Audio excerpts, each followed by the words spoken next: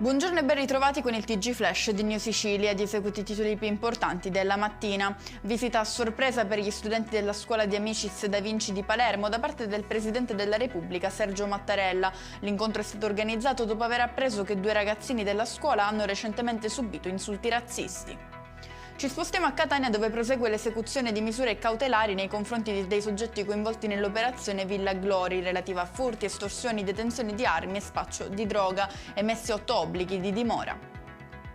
Restiamo nella provincia etnea. Finisce in manette per tentato omicidio una donna di 32 anni che avrebbe sparato contro il ragazzo sbagliato. Il giovane, colpito a bordo di uno scooter, era una vittima casuale giunta all'ospedale San Marco dopo essere stata ferita al volto nello scorso febbraio.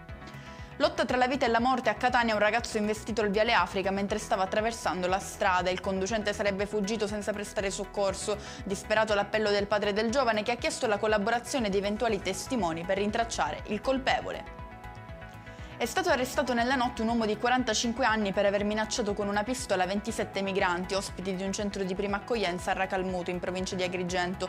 L'uomo avrebbe agito in stato di alterazione, esplodendo 2 colpi di pistola in aria.